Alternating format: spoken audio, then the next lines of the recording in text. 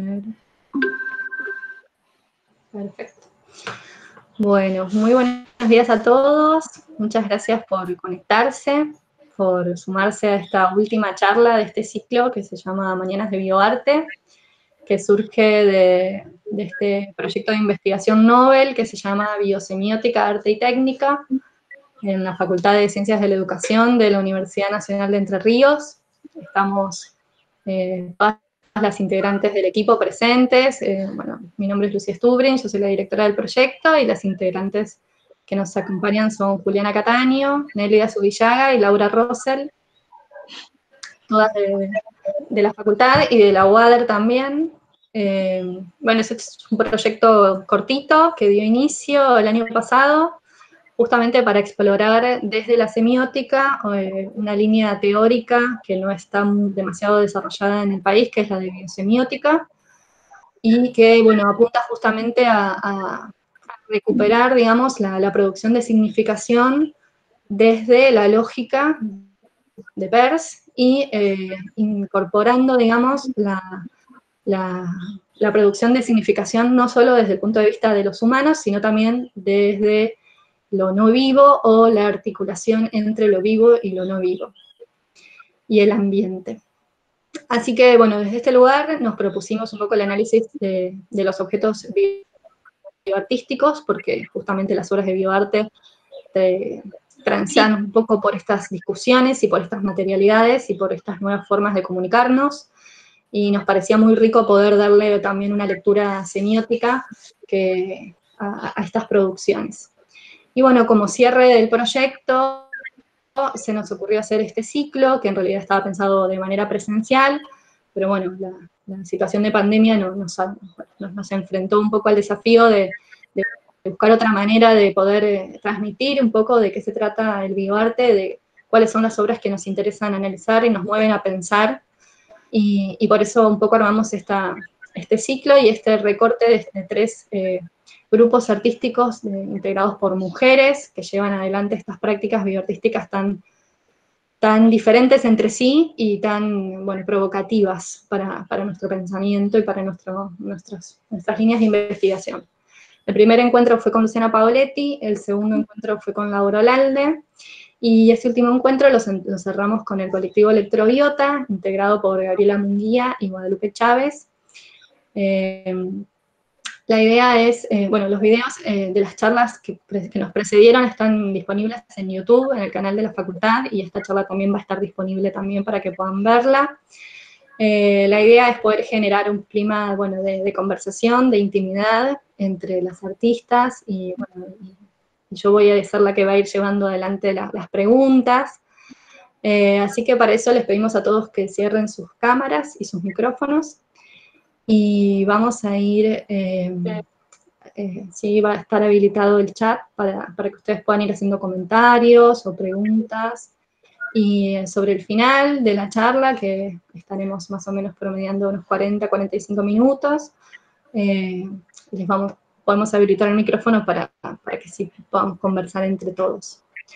Así que, bueno, si pueden apagar los micrófonos y las cámaras, hacemos esta recreación un poco de la intimidad que buscamos para poder conversar, y también para que se luzcan nuestras artistas, que están las dos con la misma cámara, y bajo el mismo nombre de Gabriela, pero bueno, también está ahí Lupita. Así que bueno, les doy la palabra para ver si ustedes quieren comenzar presentándose. Si no, bueno, simplemente decirles que, bueno, el colectivo Electrobiota empieza en el año 2014, y bueno, y a partir de allí ha generado obras que a nosotros nos han llamado mucho la atención. Sobre todo entramos al colectivo Electrobiota a partir de Isenia, la máquina de impresión orgánica, y bueno, por ahí queríamos empezar el recorrido, digamos, por la producción del colectivo. Así que bueno, le cedo un poco la palabra. Pues buenos días a todas. Pues muchas gracias buenos días a todas, muchas gracias por invitarnos. Estamos muy contentas de compartir esta mañana. Bueno, mi nombre es Guadalupe Chávez, Lupita Chávez, soy de México, de Nayarit. Bueno, yo soy Gabriela Munguía. Buenos días a todos que se tomaron la molestia de madrugar para escucharnos y estar con nosotros, a nosotras. Las dos somos mexicanas, pero ya tenemos unos varios años viviendo acá en Buenos Aires. Nos da muchísimo gusto, pues, estos espacios que se creen, estos espacios. Conocemos pues a Laura, a Andrea, también su producción nos parecen súper interesantes, así que nos sentimos muy agradecidas y muy halagadas por haber sido invitadas por Lucía. Y bueno, como comenta Lucía, nuestra historia es un poco de amor a primera vista, diríamos algo así. Nosotras nos conocimos ya en Buenos Aires. Ambas estudiamos la maestría en artes electrónicas. Cabe mencionar eso, ¿no? Que llegamos acá con esa inquietud, digamos, a la Argentina, a aprender de las prácticas desobedientes del sur. Y fue en una inquietud muy... Yo ya había terminado un poco la maestría, Lupita estaba como arrancando, y bueno, también el aspecto migrante de, oye, hay otra mexicana por ahí que anda sola, y bueno, obviamente nos abrazamos, y fue como amor a primera vista, porque nunca más dejamos de trabajar juntas. Es más, estamos haciendo desobediencia, pero bueno, somos vecinas. Y familia, prácticamente. Familia casi. Entonces, la distancia, ¿no? Nos hizo una hermosa familia. Y, ¿cómo se llama? Y más allá también, pues, reconocernos, ¿no? Como en este interés en nuestro primer lugar eran las plantas, ¿no? Un espacio en común. Sin embargo, pues lo fuimos abriendo y redescubriéndonos con este inicio del colectivo, que sería el colectivo Electrobiota. Pero sí, la verdad es que es como muy importante mencionar eso, que nosotras desde México pues habíamos tenido como referentes artísticos muy fuertes. No sé si en cuestión de bioarte, pero sí a partir de diálogos interespecies que pues estaban atravesando mucho, y el hecho de haber podido encontrar un espacio de estudio en torno a las tecnologías y, como dice Gaby, no encontrarnos como migrantes con muchas dudas, con muchas incertidumbres, un poco desarraigadas y con mucha nostalgia. Bueno, también pues no sé, todo creció, como dice ella, desde el afecto, y se sigue, bueno, materializando así en esa sinergia, y decidimos armar un colectivo juntas. Claro, ese colectivo arrancó, como decía Lupita, teníamos algunas referencias de México. No sé, está Ilana Bolivic por aquí, que fue mi profesora de licenciatura, que me inspiró, me enseñó que de bioarte por primera vez, ¿no? O sea, nunca ahí que conocíamos un conejito verde, pero fue con ella realmente que empezó a hacer bastante ruido. Y empezamos este trabajo, y así lo vamos como narrando medio anecdótico en términos de, bueno, empezamos a trabajar juntas con una idea de presentarnos a un concurso de la Bienal Cosiche, que por aquí también está Tomás Auto, que es como nuestro padrino. La familia nos apadrinó de alguna manera con mucho cariño. Y inicialmente sí decidimos generar el colectivo, pero también algo que queríamos generar era como crear una línea de investigación que, si bien fue muy experimental, lo llevamos a cabo inicialmente desde un lugar muy del hacer, ¿no? De prueba y error, pero decidimos centralizarnos con este tema de los diálogos interespecies, ¿no? Que ¿esto era algo que traían ya en común de sus recorridos o de sus intereses individuales, más allá del afecto que las unió, digamos, para trabajar? Creo que lo fuimos descubriendo. Claro, nosotros nos empezamos a trabajar juntas, que fue, mira, ella tiene interés, ella tenía como mucha experiencia de haber trabajado en algunos espacios de botánica, etcétera, en México con plantas, y yo de alguna manera tenía mucho interés también de trabajar con naturaleza, ¿no? Y venía ahí trabajando con algunos fenómenos, un poco, yo soy muy de hacer cachivache y probando prueba-error. Y fue realmente eso, mira, a ti te interesa trabajar con plantas, con naturaleza, a mí también, ¿por qué no nos juntamos y vemos qué hacer? Pero los diálogos interespecies fue algo que surgió en el proceso de empezar a hablar, bueno, ¿qué es lo que te interesa de las plantas? ¿Por qué quieres comunicarte con ellas? ¿Por qué queremos trabajar con estas otras especies compañeras. Qué Claro, ¿qué tipo de diálogos nos interesa tener? Y de ahí que fue emergiendo esta línea de investigación a la que, bueno, ahora llamamos diálogos interespecies en la rizosfera. Nos centralizamos también, dislocamos también en algún momento la mirada, ¿no? De decir, no es solamente un tema de las plantas, es un tema de trabajar con este espacio, ¿no? Sensible, húmedo, poético, que es la rizosfera, pero que también es químico, geoquímico, ¿no? Lleno de infinidad de otros seres, ¿no? Entonces, un poco que empezamos a imaginar, ¿no? Siempre hablamos mucho de la imaginación radical y el pensamiento especulativo y la recursividad son como dos herramientas que la fabulación es claro, la fabulación siempre abraza nuestra práctica, ¿no? En ese sentido. Y se pueden ver en las obras cómo se recupera un poco la cuestión de los diálogos interespecies y el cruce con los medios de comunicación, ¿no? Como esta intención de combinar, digamos, también a partir de la experimentación con la tecnología, la confluencia de lenguajes y de formas de percibir o de acceder a ciertas sensaciones o sensibilidades que no podríamos percibir por nuestros propios medios, ¿no? Como que me parece que ahí también es interesante el juego que hacen con la tecnología. Sí, como que los lenguajes, justamente como dice Lucía, los lenguajes tecnológicos nos han permitido también resignificar, ¿no? El propio sentido de la tecnología, apropiárnosla, o sea, no volvernos nada más consumidoras, incluso hacedoras, como dice Gaby, que es cachivachera, pues sí, deshuesar esa tecnología, esos medios de comunicación, descentralizarlos también a lo humano o a la excepcionalidad humana, y tratar de buscar esas voces en potencia que siempre decimos nosotras, ¿no? Que encontramos a partir de la relación que hemos tenido además con la tierra, digamos, con esos microhábitats que están ahí latentes y muy desde lo cotidiano, digamos, porque es una práctica del día a día, ¿no? La relación interespecie. ¿Quieren que empecemos quieren mostrar un poco de seña para que le vayamos dando imagen a lo que tenemos en nuestras cabezas y sobre lo que vamos pensando?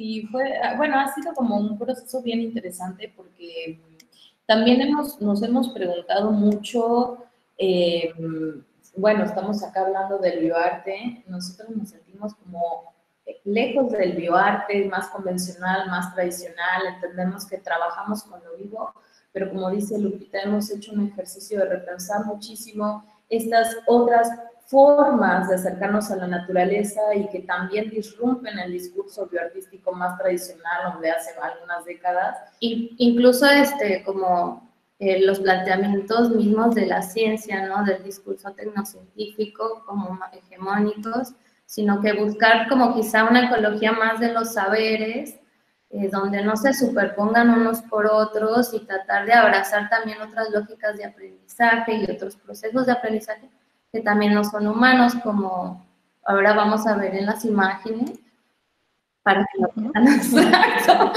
Ahí les estamos compartiendo este proyecto inicial, que es el que nos unió y formalizó de alguna manera Colectivo Electrobiota, que se diseña en máquina de impresión orgánica, que bueno, se presentó para la que fue Bienal Košice.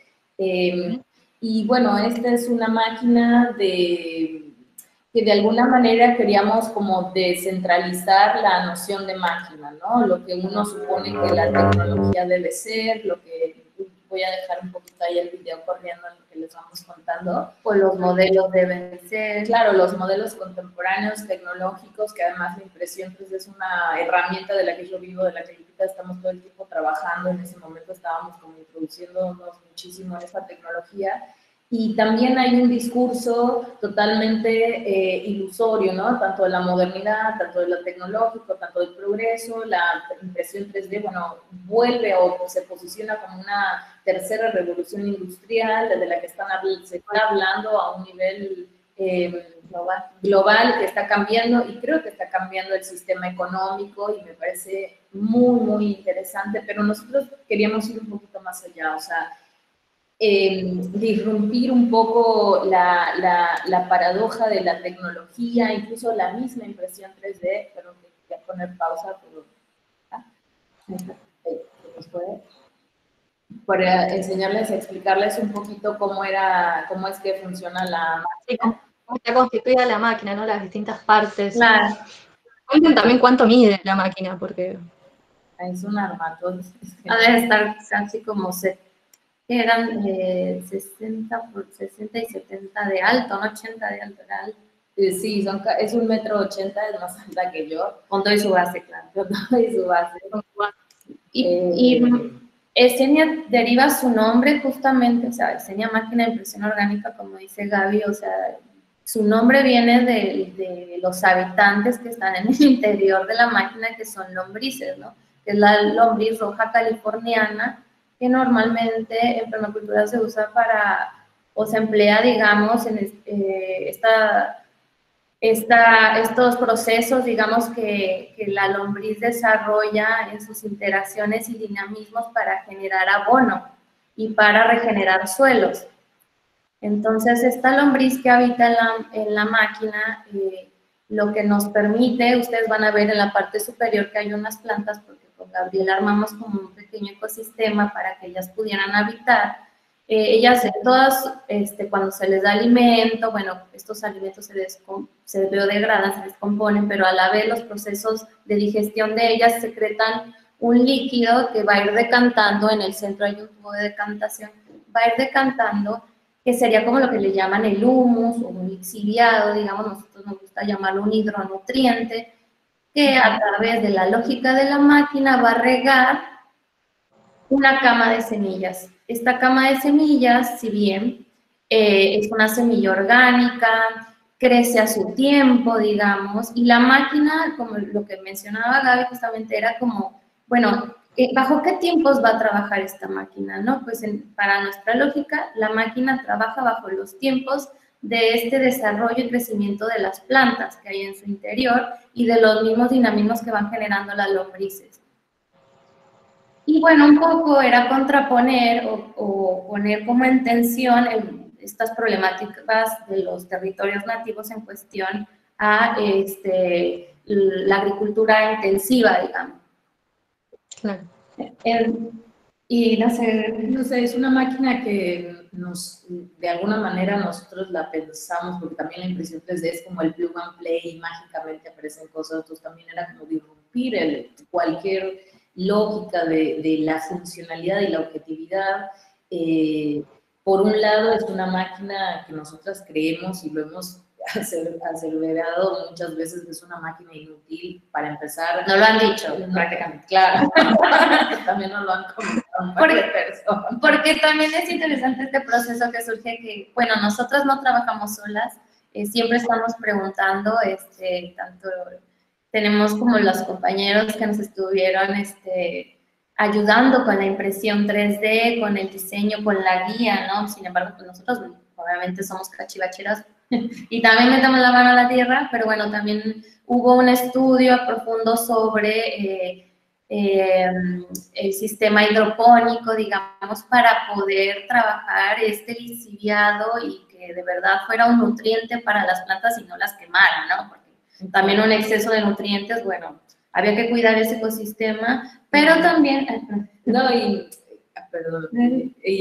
algo que es interesante mencionar es que esta máquina tiene el tiempo de funcionamiento de la máquina, por eso entra como en el lugar de lo inútil en términos de, es una máquina que se tarda casi 12 horas, ahora la última vez la dejamos en 12 horas, 16 horas, en terminar de hacer, digamos, este regado, ¿no? Entonces es una máquina que tiene un tiempo en el que va creciendo el pasto, le falta un eje para hacer 3D en términos de que tienen X, Y, y le faltaría el Z, que es el que sube, pero manejamos como el crecimiento del mismo pasto como el movimiento Z, ¿no? Nos gusta pensarlo y sentirlo así. Claro, y un poco el proceso es, crecen los pastos, los cortamos, volvemos a alimentar la lombriz, y entonces es una máquina cíclica de alguna manera, pero todo el tiempo determinada en estos tiempos. Y un poco también no vamos a negar que hubo un ejercicio de diseño, ¿Por qué? Porque estamos controlando este crecimiento, hay patrones, ¿no? Nosotros a veces utilizamos pequeños patrones, siempre como inspirándonos mucho de algunos patrones más tradicionales, más ancestrales, ¿no? Espirales, es una imagen, realmente es una imagen de 800 píxeles totales, o sea, es de 80 por 80 píxeles, es nada, es una cosa, no, creo que 30 por 30 píxeles, un poquito menos, es una imagen de 0 resolución, pero que nos gustaba que de alguna manera también el patrón se va diluyendo, ¿no? En el mismo formato del crecimiento de la planta y aparece como una especie de reactividad entre las especies, ¿no? Pero entonces, Si me permiten, voy a hacer un poco de aclaración para que quede se entienda un poco más. El ecosistema de arriba es un ecosistema tradicional, digamos, de maceta, de tierra, donde están las plantas y ahí habitan las lombrices que van generando los hidronutrientes que decantan en ese, como en esa pipeta, digamos, de vidrio, y abajo hay un sistema hidropónico, donde están las semillas orgánicas que van creciendo de acuerdo al regado que va haciendo esa pipeta, que a su vez esa impresión 3D, digamos, que va regando ese suelo hidropónico, que por ahí estaría bueno que cuenten un poco de la diferencia que tiene en relación a la tierra, y la impresión 3D, digamos, se programa con este diseño de regado que puede ser en forma de espiral y que hace que el césped entonces crezca, digamos, bajo esa forma. Así es, sí, generalmente los sistemas hidropónicos emplean el agua, ¿no? Como cama de cultivo para las plantas, para los vegetales.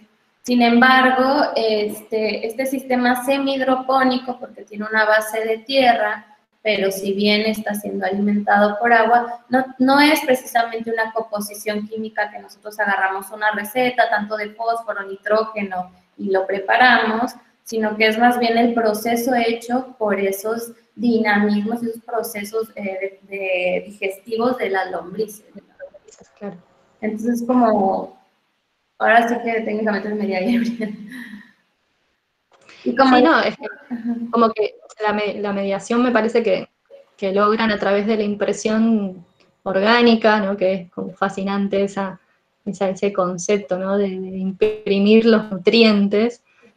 Permite, bueno, combinar también dos sistemas de vida diferentes, ¿no? El de la tierra y el de la hidroponía, que prescinde de la tierra, justamente. Sí. Como que logran esa comunicación interespecies, digamos, ese diálogo de especies en esta obra como con mucha efectividad. Más allá de esto que ustedes dicen, que bueno, que no deja de ser una máquina de diseño, pero también es como una experiencia, bueno, de co-convivencia viviente a partir de distintas modalidades, ¿no? De generar vida.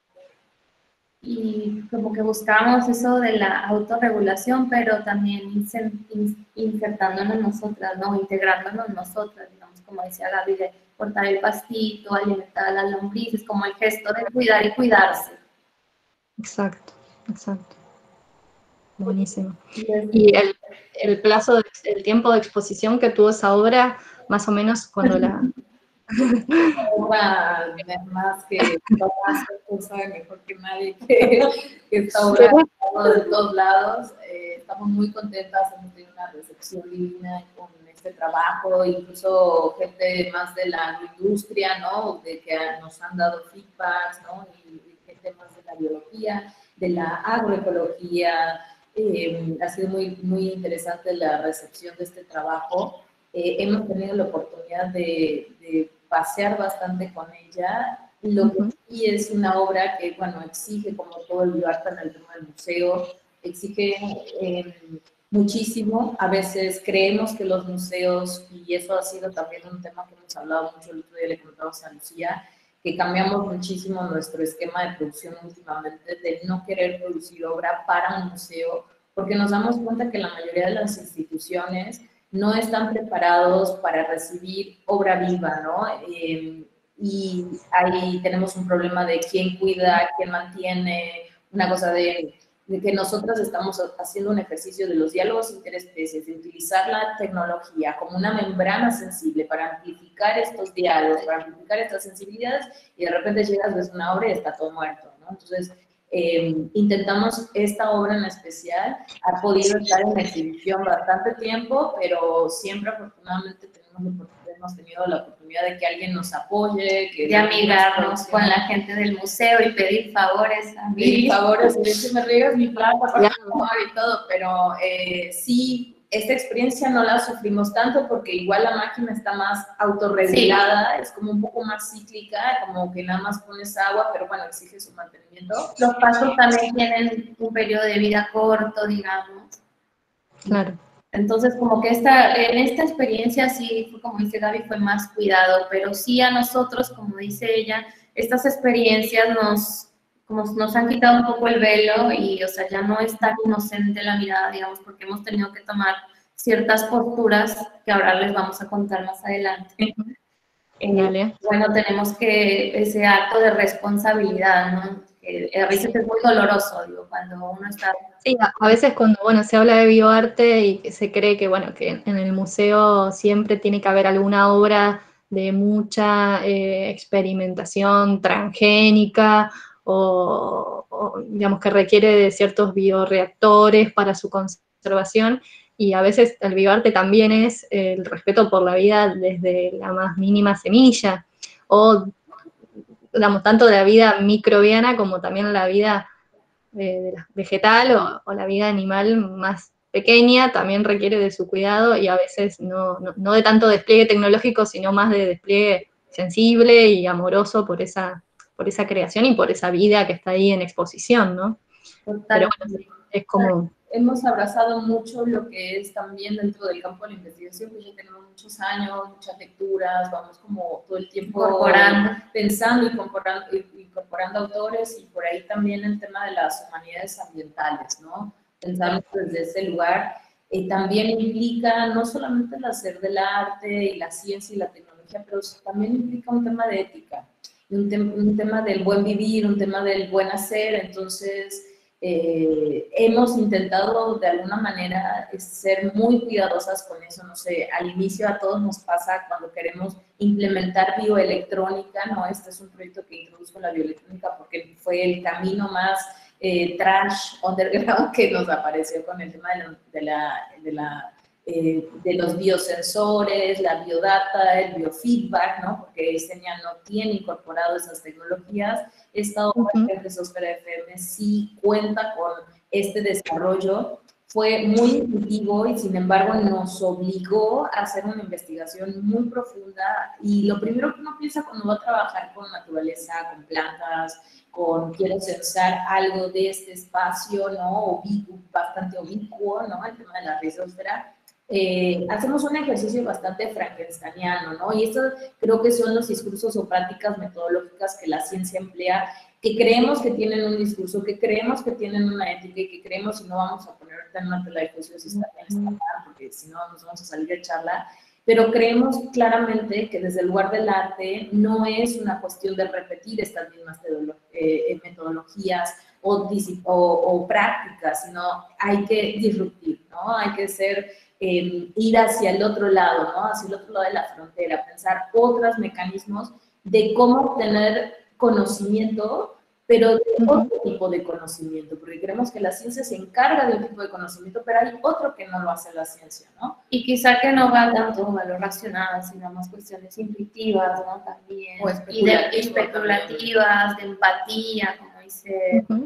O sea, Sí, muchas de experimentación artística que se valen de los conocimientos científicos o de los avances y de las experiencias, pero bueno, con la impronta y la mirada del arte, ¿no? Que es totalmente diferente, que tiene otro objetivo. Pero aún sirviéndole a la ciencia para reflexionar sobre su propia práctica, que también es una de las igual posibilidades del bioarte, ¿no? De afectar también a la ciencia en esto. Sí, bastante. Y en este caso, pues todavía en Rizosfera FM también como que el sentido con la comunidad, ¿no? Claro, sí. Mostremos un poco más de Rizosfera y... Sí, queríamos contarles un poquito así medio introductorio, porque esta imagen como que un poco cuenta, pero bueno, teníamos esta idea de también para un concurso que se había llamado de la Universidad Nacional 3 de Febrero, el concurso de las artes electrónicas, el segundo llamado, y nosotras estábamos en el museo y vimos un árbol que estaba enfrente del museo y empezamos a imaginar cómo sería poder comunicar a ese árbol. En realidad todo nació con una discusión respecto a la naturaleza urbana y cómo viven con una especie, las especies urbanas de melancolía territorial. Hemos llegado a un punto de decir que nuestro trabajo del bioarte, nuestro trabajo de colectivo Electrobiota, no es un trabajo ni de las plantas ni de los microorganismos, es un trabajo sobre territorio. Y bueno, un poco el ejercicio que hicimos fue de cómo esta melancolía que viven estas especies al vivir aisladas, porque un árbol junto al otro en la vereda, en la banqueta, no se pueden comunicar, ¿no? Porque hasta por abajo hay asfalto, entonces... Y nuestras preguntas eran esas, ¿no? Como desde observar, como, bueno, ¿cómo es que se comunican? O sea, ¿qué sentirá una planta cuando no es parte de un bosque? Claro, ¿no? O cuando está dislocada con un cemento. O en la que tienes en tu baño ahí solita esa planta, decimos, bueno, ¿qué aislamiento vive, ¿no? Esa melancolía de falta de pertenencia, ¿no? Y ese imaginar esas redes invisibles que tejían por la tierra nos hizo pensar también, pues, en la radio, ¿no? En el FM y pensar la rizósfera, que es este territorio donde están las raíces, este pequeño territorio donde están las raíces de las plantas en convivencia, digamos, con hongos, con bacterias, ¿no? Que hay como transmisión de información, transmisión de nutrientes, transmisión también de sensorialidades, porque una planta a través de la tierra puede transmitir estrés o puede transmitir agua. Entonces, bueno, nosotros decimos, bueno, ¿qué estará aconteciendo ahí? ¿Qué mora debajo de la tierra? Bueno, entonces un poco lo que quisimos hacer fue hackear las redes de comunicación. Nuestro video es un poco como una acción performática, lo que están viendo. Les vamos contando un poco cómo es el proyecto. Queríamos transgredir las redes informáticas humanas, descontextualizarlas y utilizarlas como una red 100% pues metafórica, pero también era híbrida, ¿no? Bioorgánica, híbrida. Y una instancia desde lo simbólico, ¿no? También subvertir. Entonces, un poco lo que fuimos haciendo fue esta acción de censar, ¿no? Hicimos un desarrollo a partir de una serie de biosensores que estuvimos por un tiempo desarrollando, experimentando bastante, censando humedad, censando actividad eléctrica de los suelos. También ahí dislocamos nuestra mirada a la planta, que uno como que lo primero que quiere hacer es enchufarle un electrodo y dijimos, no, vamos por el conocimiento especulativo, vamos por las prácticas radicales. ¿Qué quiere decir? Que no necesitamos enchufar a una planta su hoja, su tallo, sino que podemos obtener información de esta planta analizando su ambiente, su mineral, analizando su color, analizando la cantidad de gases que libera. Entonces, bueno, ahí hicimos esta censado y un poco el ejercicio de la obra per se fue mandar por vía radiofrecuencia, hackeando las redes radiofónicas hacia dentro del museo, que terminó siendo una gran instalación, en donde esta instalación tenía un montón de plantas que nos habían prestado compañeros, o sea, como no quisimos comprar, sino pedimos un amigo, dos amigas que nos prestaran, y era una instalación sonora bastante grande, estábamos, no sé, teníamos como 8 o 9 plantas, y cada una tenía este transmisor que recibía la actividad eléctrica de la planta y hicimos como un trabajo también de decodificación, ¿no? Que decía de transmisión, pero para transmitir hay que decodificar. Entonces, tomábamos esta data, la decodificábamos en pulsos, que eran pulsos, la convertíamos en sonido, con procesos de amplificación y de limpieza, y después, hackeando unos radiotransmisores de auto, mandábamos esa señal y la sintonizábamos a una estación de radio. Entonces era interesante porque uno podía había unas radios en el espacio, entonces todo el mundo podía escuchar lo que las plantas iban transmitiendo, pero tú también con tu celular podías ir sintonizando cada planta en la distinta frecuencia en la que estaba, y era muy interesante. Por un lado teníamos un imaginario de qué pasa cuando la abuelita prende la radio y quiere escuchar a su programa de la mañana y se le meten ahí unos ruidos y está la planta hablando, ¿no? Y está ahí, no sé, diciendo no sé qué cosa. Era parte de nuestra fabulación. Pero también es un punto de no crear un lenguaje común, ¿no? Un lenguaje humano, era totalmente la amplificación de una señal y jugamos con la capacidad de otras especies de estas sensorialidades, ¿no? Que nosotros no poseemos. Entonces, bueno, era ruido, para uno era bastante ruido. Pulsaciones, pero era interesante porque el cuerpo en la instalación también nosotros somos antenas, ¿no? Hay como un fenómeno activo donde el cuerpo... Fue muy interesante. Las mismas plantas que estaban en el museo servían como amplificadores de lo que ocurría, digamos, en la vereda de enfrente. Claro, porque recibían la señal de afuera del árbol, mandábamos esa señal del árbol a la instalación que tenía estas otras plantas que también ellas tenían su propio biosensor. Claro. Y entonces era como hackear las redes de comunicación en esta red híbrida orgánica, tecnológica. Y casera, ¿no? Porque también teníamos las centrales radiofónicas tremendas, digamos, queriendo filtrarse, entonces de repente nos cortaban la señal de las plantas, ¿no? Claro.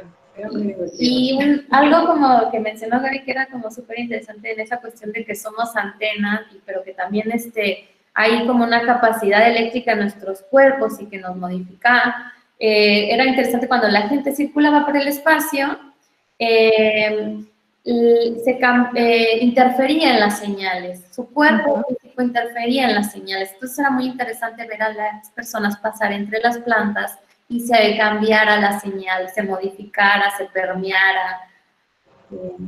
Había una interacción eso nos llevó a una sorpresa para nosotras, hasta que no sucedió en el lugar no lo percibimos. Claro. Y el sonido que se percibía era como de ruido, como de...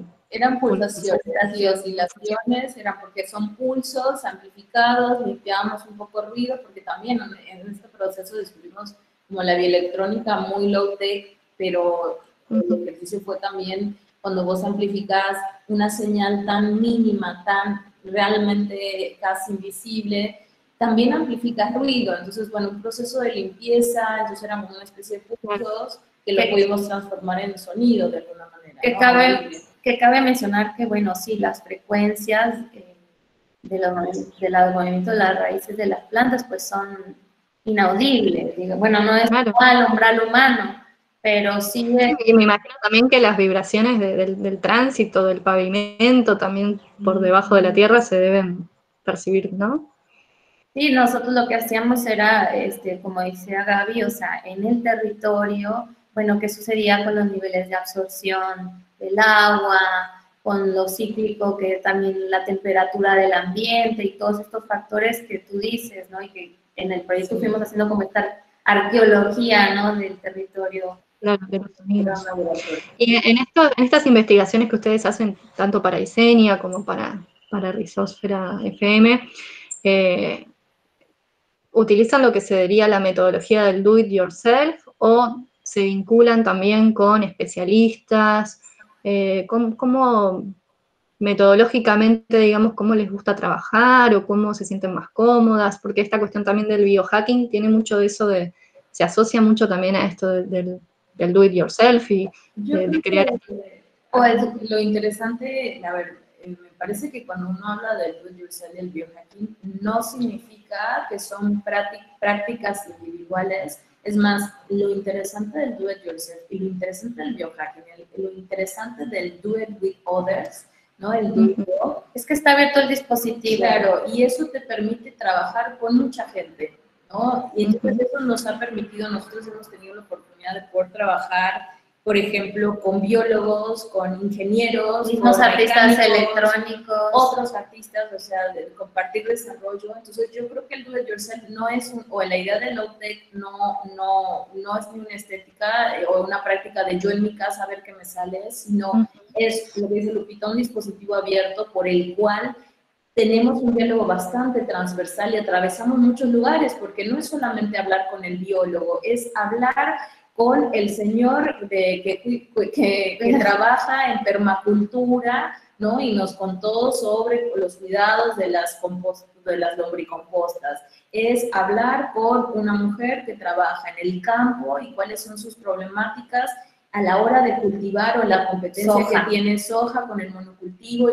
Entonces, creo que lo interesante de la tecnología, Las relaciones. es ese tipo de relaciones que sí hemos tenido. No hemos trabajado, si tu pregunta va como más a la oportunidad de tener en un laboratorio, eso, no, yo en mi práctica un poco más individual he tenido la oportunidad.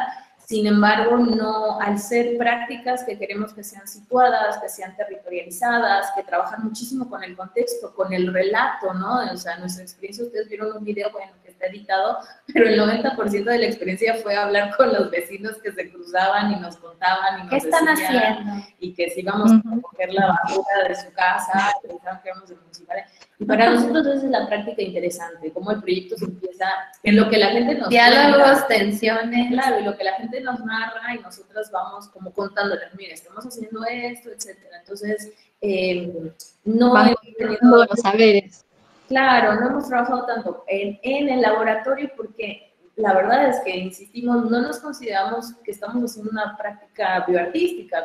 Sí trabajamos, entendemos la línea en términos de que trabajamos con la naturaleza, hemos hecho ejercicios de manipulación, hemos hecho ejercicios de control, pero de alguna manera creemos que también Latinoamérica nos pone en otro tipo de contextos donde el arte es situado, donde el arte es subalterno, donde nuestra práctica es fronteriza, y creo que buscamos otro tipo de diálogos que no tiene que ver ni con las metodologías, ni la práctica científica, ni la verosimilitud del biodato, ¿no? Quiero el numerito exacto. La verdad que pocas veces nos ha preocupado eso, ¿no? Y entonces vamos mucho a lo intuitivo, a lo especulativo, a lo imaginativo, a lo confabulativo también, ¿no? Y quizás ahí donde que menciona Gaby, ¿no? Como de esta raíz que se ha engrosado, ¿no? De lo de los diálogos interespecies, es quizá como que la categoría de especies se vuelve difusa.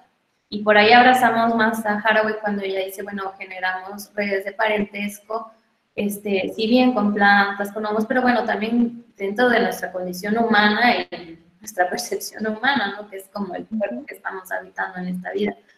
Sí, me parece que está clara como la posición del grupo de más allá hasta de, si bien hay, digamos, en Argentina, ¿no? En particular, que es lo que más conozco, hay dificultades de acceso por ahí a los laboratorios y resulta algo muy costoso y hasta, bueno, dificultoso institucionalmente a veces de lograr.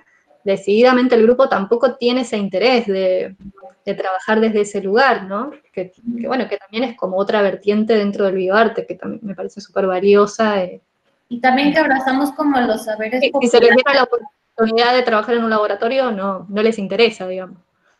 No, nos gusta trabajar con más allá de la transdisciplina, la indisciplina, ¿no? De sí, vamos y hablamos con una amiga médica, una amiga bióloga, oye, tengo este problema, tengo esta situación. O sea, no estamos peleadas. peleadas. No estamos para nada peleadas, pero no es que a mí me interese ir a trabajar con un laboratorio y aprender esa técnica, porque creo que también mucho del rescate que dice es de la biología popular o la biología cultural, ¿no? Es este otro lugar como mucho más sincrético, como no una mirada que no vamos a decir si es que, o sea, me parece como una pregunta muy extraña de lo no antropocéntrico, es muy raro, somos humanos, no podemos dislocar nuestro cuerpo de ese lugar, pero sí podemos dislocar nuestra subjetividad y nuestra sensibilidad, ¿no? Para abrir este tipo de otros espacios. Y quizá está siendo, como dice, ¿no? Como es estar siendo latinoamericano, que también vemos en otras prácticas artísticas, donde de verdad se busca ir a entablar relación o con la comunidad cetácea, o con la comunidad fungi,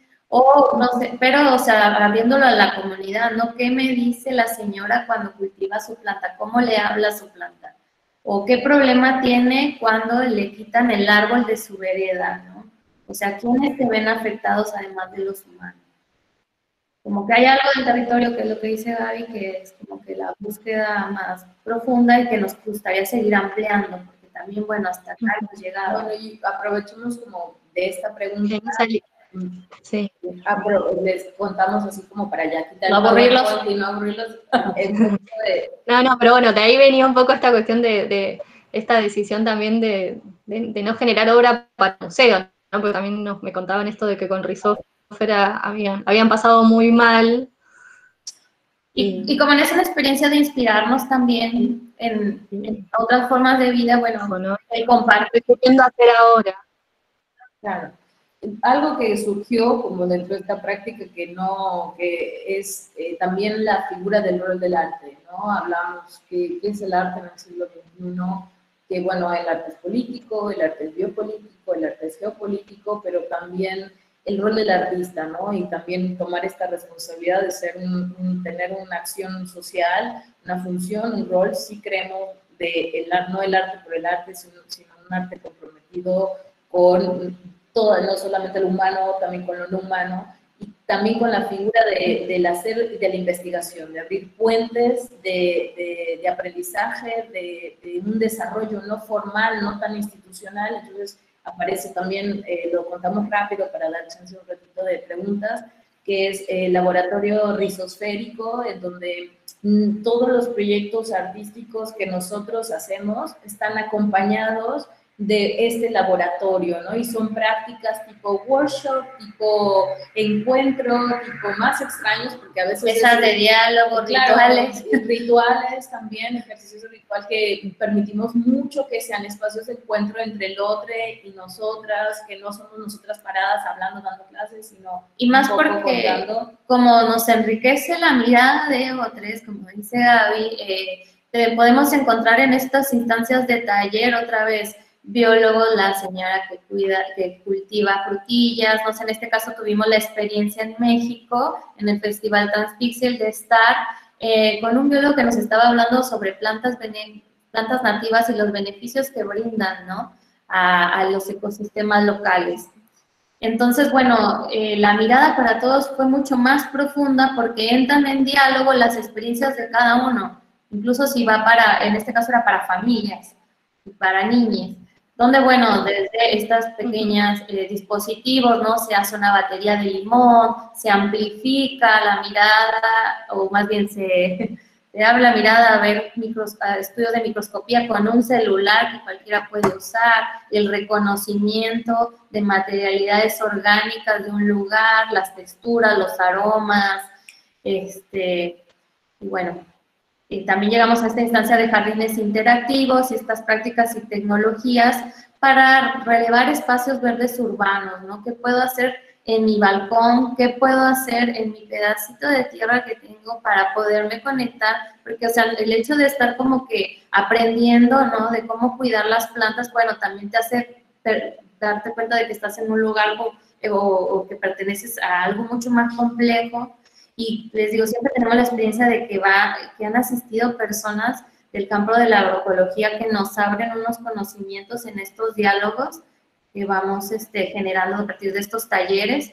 Desarrollamos estas lombricompostas también, ¿no? Es como que una ramificación de seña, ¿no? Pero para llevar a la casa y para empezar a entablar relaciones con la lombriz roja californiana y sus procesos. Siempre nos quedan como medio cyborg nuestros dispositivos, pero bueno, nos gusta nos gusta y, por ejemplo, esta mini lombricomposta. No es buscado, sale así. Que nos daba un poco de información, ¿no? Pero también siempre cuidando qué vamos a medir de esta lombriz, porque nuevamente, ¿cómo ¿no? la vamos? Claro. Le vamos a meter electricidad y la vamos a electrocutar para saber su cosa. Entonces fuimos muy cuidadosas, tenemos un ejercicio que, bueno, entendemos por qué a veces hace ese ejercicio de disección, la herramienta más desde la tecnociencia, pero bueno, que nuevamente, ¿no? Desde el conocimiento periférico, bueno, si yo analizo la temperatura de este microespacio y voy haciendo un ejercicio bitácora de logueo, puedo decir, a ver, tal momento comió, tanta temperatura, tanta humedad, y yo puedo ir descifrando muchísimo de los ciclos naturales de la lombriz con una medición que, por ejemplo, de la temperatura de los suelos, y fue así, ¿no? Nosotros empezamos a hacer medición y analizar, bueno, a tal momento, tanta temperatura, mira cómo sube cuando están los procesos de descomposición, no solamente de la lombriz, sino también de la tierra. Claro, ha madurado un ecosistema, la temperatura nos revela que hay un ecosistema actuando. Entonces era como fabuloso poder decir, bueno, en este momento ya hay una sociedad ahí viviendo. Sí, esta idea de no ir a descarnar la naturaleza, sino más bien generar como esa intimidad de conocerse, de tocarse, de sentirse, pero de una forma, bueno, sin tanta intervención. no me acuerdo cuál era la palabra que ustedes habían usado, que era como descuartizar, que no iban como a descuartizar, la anoté en algún lado del encuentro, pero como bueno, esa que también es una forma de abordar, de enfrentar el objeto, sobre todo vegetal, ¿no? Aunque también microbiano, sucede como práctica dentro del bioarte. Me gustaba que por ahí sí podían mencionar cómo habían podido repensar esta dinámica del taller ahora en cuarentena, ¿no? Que es una de las preguntas también que le hacíamos a las otras artistas, cómo habían podido, bueno, mantener la actividad del grupo o ustedes individualmente y bueno, y encontrarle la vuelta frente al encierro, ¿no? En el que estamos y bueno, y un poco contacto también, fue ¿no? muy loco. Hemos tenido la oportunidad con lo que es Laboratorio Rizosférico, por ejemplo, ahí estuvimos en Noruega, mandamos obra a Egipto, llevamos esto a Irán, en México.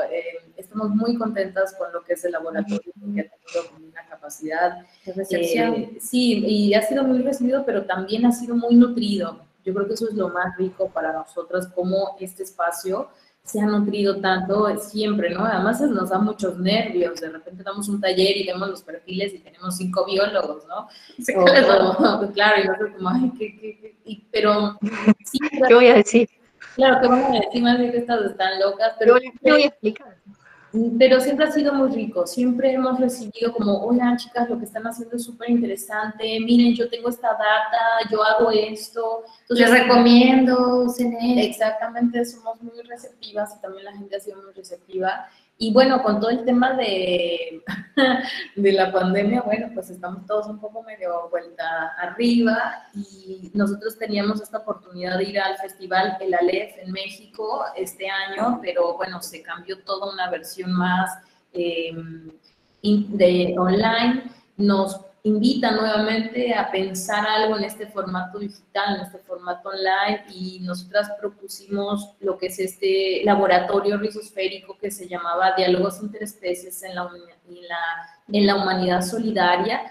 Pensando la inmunidad como ese estado de resistencia en la que nos encontramos, o que nos encontramos en estos tiempos de incertidumbre, que si bien la incertidumbre es parte de la vida, pero bueno, hay algo de la inmunidad y del resistir a cortar las distancias, ¿no? A encontrar los afectos y encontrar como estas situaciones incluso hasta de catarsis, porque así lo propusimos también. Sí, y fue muy interesante también el diálogo de la inmunidad solidaria, reconocer la vulnerabilidad, ¿no? Y también sentirnos relacionados a otras especies desde esa vulnerabilidad, ¿no?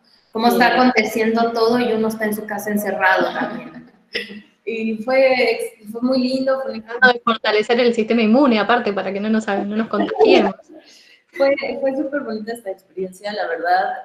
Propusimos mucho el trabajo desde cada uno. Lo que ustedes están viendo es el trabajo de los participantes, donde cada uno pensamos la idea del ritual de compostaje, pensando la composta como discurso, como áctica, como ritual, como nuestro lugar de encuentro, ¿no? Sumergir las manos, nuestros pies en la tierra, desconectarnos en esta distancia a partir de la tierra, ¿no? Descomponer, ¿no? Las prácticas que cada uno de los participantes traía a la mesa, descomponerlas y, como dice, o sea, fusionarnos. Y fue un resultado muy lindo, que fue algo muy rápido también. También pensar el ritual como estas prácticas innecesarias para un sistema extractivista, ¿no? O sea, como yo necesito ese lugar en cooperación con el otro, o sea, para llevar una situación adelante. Y también partiendo, ¿no? de los elementos que podían tener en la casa, ¿no? Sí, totalmente. Desde adentro. Totalmente, porque aparte como que habían personas de diferentes latitudes, entonces, bueno, había que buscar la forma de integrarse en esta incertidumbre, ¿no? De qué eran las posibilidades que cada uno tenía y qué mejor que las tierras de cada uno, ese era nuestro. Claro. Y que fue una concepción colectiva estos conceptos también. Un poco lo interesante fue, bueno, poner una apuesta de creación colectiva, ¿no? Decir, bueno, ya nos encontramos, lo que está pasando en este encuentro como hoy, ¿no? Bueno, genial, pero construyamos un espacio de creación, hagamos. Entonces fue muy lindo porque invitamos a otro artista, Jaime Munguía, hermano de Gaby, mi hermano, no nos están dando bien este último videito, perdónenos. Entonces, invitamos a él y la propuesta colectiva fue, utilizando la práctica de cada uno, fue poner este ejercicio de ritual virtual, telemático, donde tomamos los materiales, la mayoría audiovisuales, plásticos, collage, sonido, video. Hicimos como una performance en tiempo real. Performance, pero este artista fue mezclándolo, pero también fuimos mezclando con acciones en tiempo real. Y hicimos, o sea, fue muy bonito la idea de poder hacer una creación entre todos, ¿no? Un tejido, porque realmente fue así, un tejido. Terminamos, creo que lloramos todos. Sí, no, fue muy hermoso como poder en algunos momentos así como atravesar el píxel, ¿no? Claro, ¿no? De poder dejar de ser. Se puede, claro, se puede habitar, se puede. Llegar a ese clima. Sí, debe ser hay escalas de grises, hay escalas de grises. Entonces, bueno, es interesante poder darnos cuenta que sí se puede crear a la distancia, que no es solamente un tema de una presentación, una charla, un workshop, sino fue ponernos en ejercicio, vamos a crear, vamos a hacer una obra, vamos a hacer tiempo real, vamos a mandar, vamos a transmitir, fuimos generando contenido y todo unificado, ¿no? Tuvimos acompañamiento también de una performance de artista electrónica súper grosa, como dicen ustedes, Minerva Hernández, que bueno, nos estuvo acompañando en toda la cuestión del ritual y de cuidar, ¿no?, el espacio de un ritual. Va a haber fuego, va a haber intenciones, va a haber siembra de intenciones y va a haber, bueno, pues el vínculo y el afecto, ¿no? Más allá olvidando la pantalla, bueno, que estamos interconectados, pues desde lo no tan perceptible. El éter, No, la verdad que todo es un logro, poder lograr el contacto, ¿no? Más allá, eso fue lo que más nos sorprendió. Simplemente lo más humano, lo más necesario, lo más difícil en la virtualidad, pero que claramente se puede, ¿no? La comunicación lo habilita. Y ver a las personas felices de revivir ciertas prácticas también. Bueno, pues hay un poquito que cortamos porque vemos que hay algunas preguntas y no hemos podido sí. Ninguna. Yo antes de pasar a las preguntas del público, una última cosa que quería como así que me cuenten es, bueno, como se nota tanto que tienen tanto investigado, tanto leído, tanto recorrido teórico también por ahí, bueno, además de, por ahí si tienen ganas de contarnos cuáles son sus artistas preferidos, no dentro del Vivarte, sino sus artistas, así, que admiran, que les dan placer, cuáles son los autores que abrazan, un poco decían esto de Haraway, pero también a qué autores vuelven siempre, ¿no? Por ejemplo, a mí me pasa ahora de volver siempre a Machado, Arlindo Machado, que bueno, que falleció este año, es como con esos autores que los leíste una vez y que te siguen como entendiendo, ¿no? Además allá de que uno se propone como avanzar y crear nuevas cosas, pero bueno, por ahí cuáles son esos autores queridos que las acompañan en estos procesos tan híbridos, tan interdisciplinarios, que todavía generan muchas resistencias, que son difíciles de lograr. Pues nos acercamos muchísimo a bastantes autores, la verdad que a veces leemos muchísimo del campo de la ciencia en términos del relato, de cómo hacer la tecnología, cómo hacer las mediciones, así que estamos siempre con una patita del estudio, digamos, del famoso ese, ¿no? El ensayo científico por un lado, ¿no? Porque nos interesa estar ahí también atentas a qué está sucediendo, pero también creo que nos hemos abrazado muchísimo, por un lado, pues los nuevos materialismos, ¿no? Filosofías de los nuevos materialismos, autores, pero también muchísimos autores que abrazan las lógicas de la epistemología del sur, ¿no? También nos cambió mucho el mundo de vivir en México a vivir en Argentina, porque por primera vez nos dimos cuenta que México no es Sudamérica. No, totalmente. Como que no sé, que somos latinos. Se dislocaron. Pero México es Norteamérica y hay una otra sensibilidad, un otro ser que nos abrazan tantas cosas como hermanos latinos, pero también hay algo muy interesante con las epistemologías del sur. No, y que vienen con una historia y una memoria activa tremenda también. Un poco, y si queremos pensar de nuestros autores, bueno, Donna Haraway es alguien que hemos querido mucho, ¿no? Mari Bardem. Mari Bardem, ¿no? Con temas de los gestos, Anne Lowenhaupt-Dissing, ¿no? Que hace esta ecología de los, del hongo, el universo después de, o sea, el fin del mundo, los hongos, ¿cómo es? Los hongos más en el fin del mundo, un texto que nos encanta. También esta Kush, ¿no? También repensar la identidad latinoamericana. La identidad latinoamericana. Que es lo que hemos estado incorporando, ¿no? También ecofeminismos, también algunas autoras, Rosy Braidotti, de repente que, a ver, somos muy abiertas, la verdad que Bruno Latour, o sea, leemos, yo no tengo un autor textual favorito, sino que más bien nos nutrimos no sé, de lo que vemos, que nos sentimos identificadas, no sé, Cusicuanqui, Rivero Casacanqui, que de repente habla de los jiji y nunca habíamos escuchado y de repente fue como de...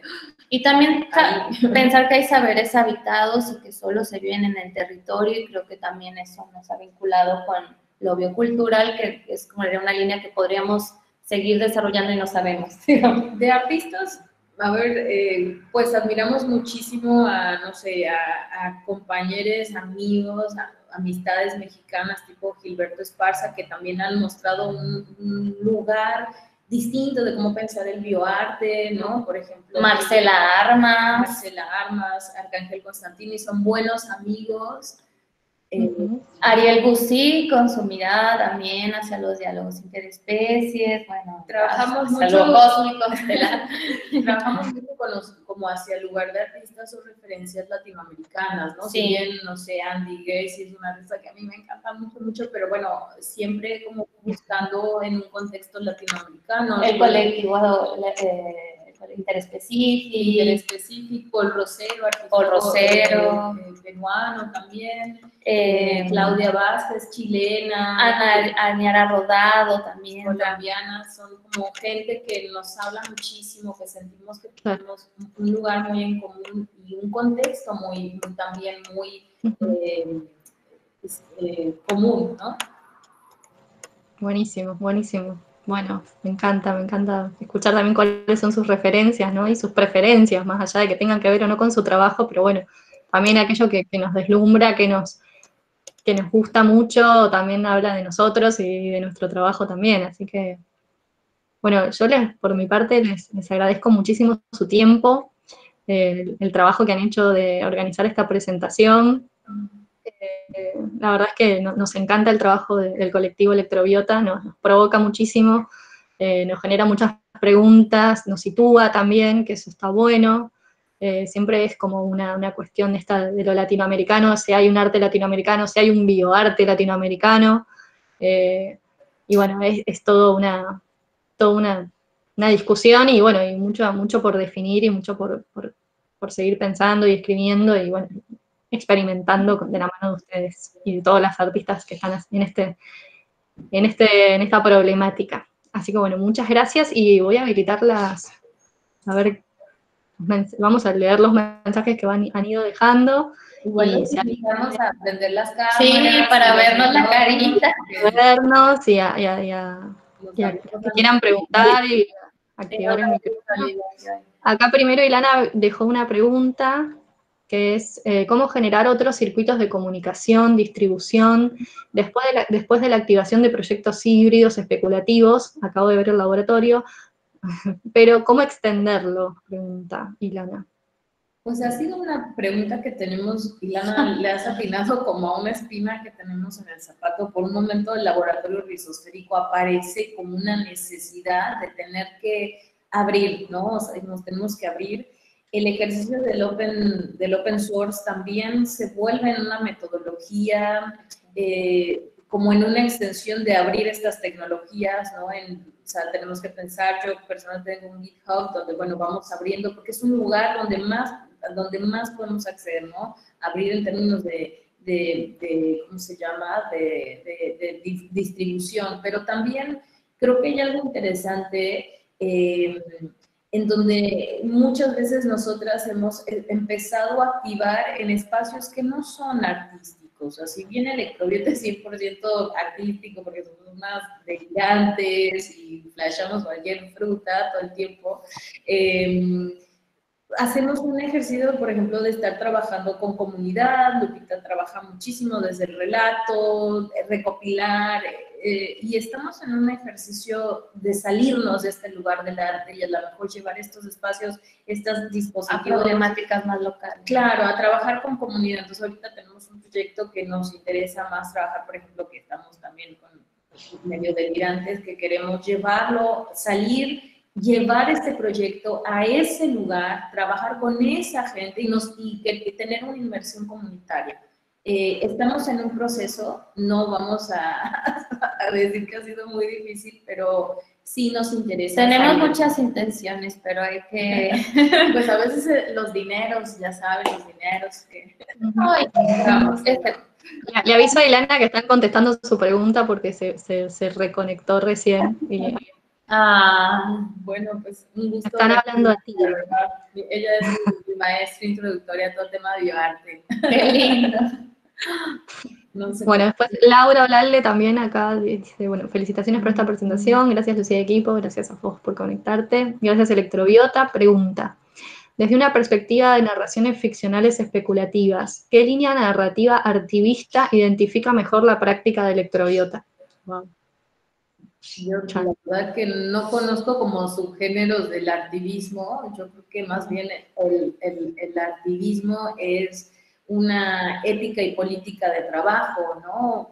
Más que una subrama. Y nosotros, bueno, dentro de este tema de cómo queremos trabajar desde ese lugar, nos parece que es más desde lo afectivo. Claro, ¿no? totalmente afectivo, lo que decía Lupita, tejido de red, de parentesco, encontrarnos, o sea, por ejemplo, Laboratorio Rizosférico, que fue el Festival del Aleph, fue un espacio que realmente, desde poder crear colectivamente, pero no es solamente poder crear, había gente que eran de muy diversos países, y poder saber que las angustias nuestras están compartidas con gente de Francia, gente de Bélgica, gente de México, gente de Colombia, y creo que ahí es donde funciona la ética y la política de este tipo de trabajo, ¿no?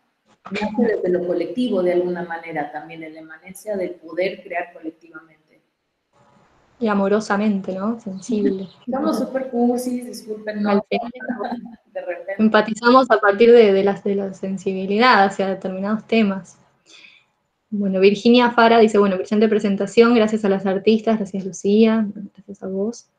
Néstor Santa Croce dice, excelente presentación, un ciclo muy movilizante, gracias a Lucía y a las artistas de cada encuentro, muchas gracias.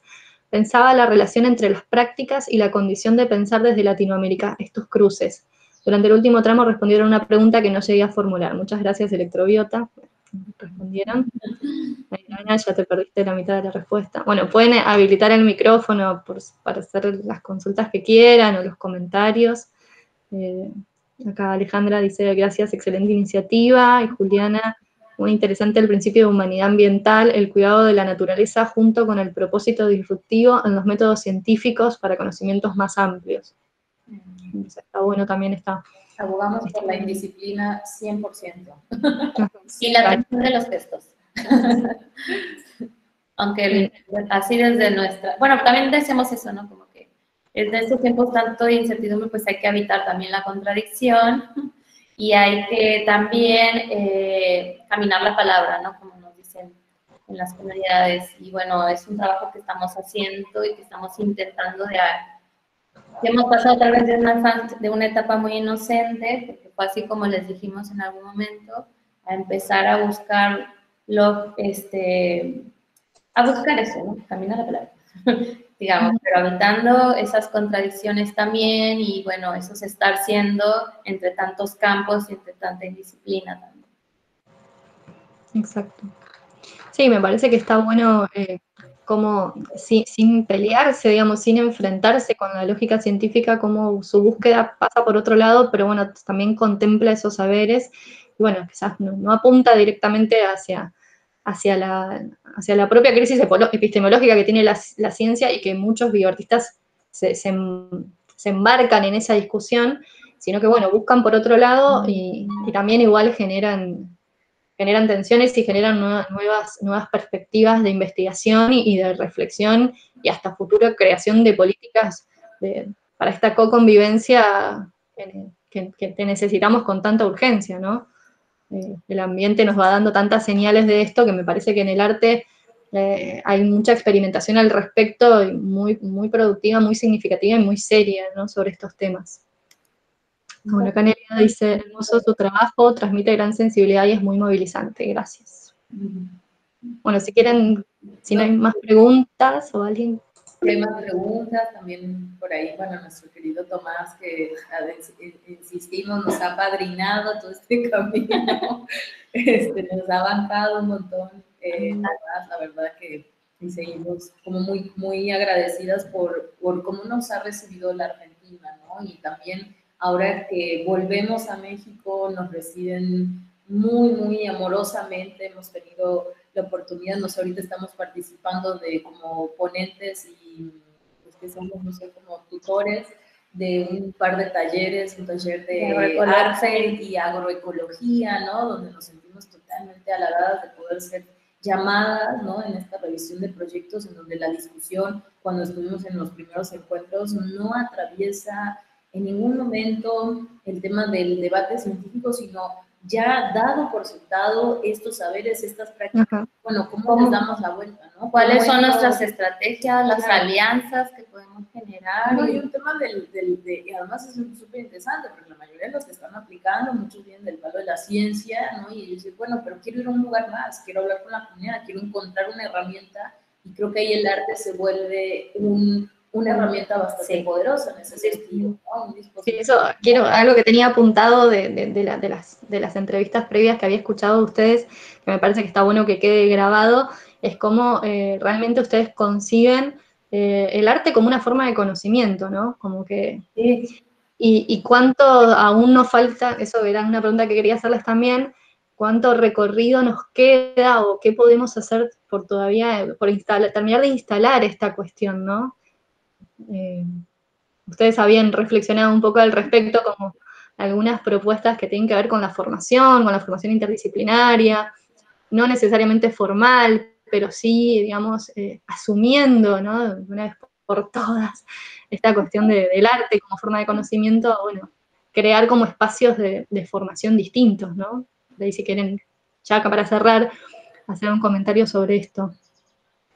Pues laboratorio biblioteca creo que se convirtió en ese espacio no formal, ¿no? De educación no formal, de educación experimental, un espacio nómade, porque también vamos de lugar en lugar, nos vamos nutriendo bastante de las comunidades. Sin embargo, creemos, como decía Ilana en esa pregunta, falta dar una vuelta, falta abrir un poco más, salirnos, o sea, entonces nos interesa muchísimo más trabajar con contexto, o sea, nuevamente insistimos, nosotros tenemos práctica de territorio, no, por eso a veces me dicen, bueno, las bioartistas, y nosotros nos sentimos más identificadas como arte situado o arte territorial, o ni siquiera sabemos si es, pero nos interesa más trabajar con el espacio per se, ¿no? A veces en estas prácticas de deformación, ¿no? En las que a veces nos colocan. Y que también son muchos artistas con prácticas docentes, digamos, artistas con prácticas docentes, de los cuales todos nos estamos permeando y también, o sea, aprendiendo, ¿no? Y creo que ahí también radica esa potencialidad del arte hacia la comunidad. En los tejidos de redes, los acuerdos que podamos estar entretejiendo consciente o inconscientemente, porque también a veces es una cuestión de afinidad y empatía. Y también hay algo de la investigación, ¿no? De que se borra o que queda muy del lado de lo académico, ya ni de la ciencia, sino en lugar de lo académico, de alguna manera nosotros nos pusimos a la tarea de hacer un proyecto tanto artístico, pero también investigativo. Entonces hacemos mucho ejercicio de escritura, por ejemplo, mucho trabajo de texto, de recopilación, de lectura, de ejercicios textuales, narrativos, la investigación también. Igual yo creo que todos los artistas hacen su investigación, pero también formalizarla como una línea más de acción en ese sentido. Les leo los últimos comentarios y ya cerramos. Acá Tomás Soulton dijo, bueno, felicitaciones, muy buena charla Electrobiotas, buen trabajo Lucía con este ciclo, muchas gracias. Felicitaciones Electrobiotas, dice Nati Mateweki, muy buenas reflexiones desde el arte. Y Damián Rodríguez, felicitaciones Gabriela, Guadalupe y Lucía, muchas gracias. Bueno, última oportunidad si alguien quiere dejar, bueno, abrir el micrófono y decir algo, y si no, bueno, los despedimos. Les agradecemos por mantenerse conectados, por participar, y bueno, el video va a quedar disponible para consultas en el canal de YouTube de la facultad, como les había comentado, y bueno. Pues muchas gracias, Lucía. En algún otro momento. Muchas gracias, Lucía. Muchas gracias a todos, a la grande que está por allí también, y a Tomás, y a todas las escuchas y las preguntas que nos hacen también, porque eso también a nosotros nos deja resonando, ¿no? Como decía Gaby, ¿no? O sea, esto es colectivo y esto nos llevamos para seguirlo poniendo en práctica también. Tal cual. Gracias por su mañana, por regalarnos su mañana. Por esta mañana también. Muchas gracias, gracias a todos. Hasta luego. Gracias, tú. Gracias. Sí. Muchas felicidades, Julia, mi hermana, muchas gracias, muy bueno conocerlas. Y Laura, bueno, de nuevo, muchas gracias, muy estimulante escucharlas. Daniela Muñoz, gracias totales. Bueno, muchas gracias a todos por su tiempo. Ilana, qué gusto verte. Qué bonito. Qué gusto verte, Ilana, siempre. Ella me introdujo estas cosas raras. Ella fue. Sí, a todas nos metió en esto. Ella fue. Sí, ella es la culpable de que hemos acá. Se tiene que hacer Buenísimo. Sí, buenísimo, me encanta. Igual, pues también muy contentos de que te hayas tomado un ratito y bueno, halagadas, porque también me encanta tu trabajo, Ilana, que te hayas tomado un ratito para acá escucharnos y teníamos mucha ilusión de ir a México ahora en mayo y te teníamos como reencuenta para llamarte porque en esta ocasión íbamos a estar las dos y dijimos, bueno, para que te conociera Lupe y te podríamos ir a molestar, pero bueno, con todo esto se canceló, así que esperamos el próximo año poder andar por allá. Sí, ya será. Caray, a todos se nos congelaron ciertos planes. Pero bueno, se abrieron estas otras posibilidades que también están muy buenas. Seguro. Sí. Bueno, sigan por privado, porque esto se está grabando y ya me pongo... No, bueno, de cualquier forma yo también ya me tengo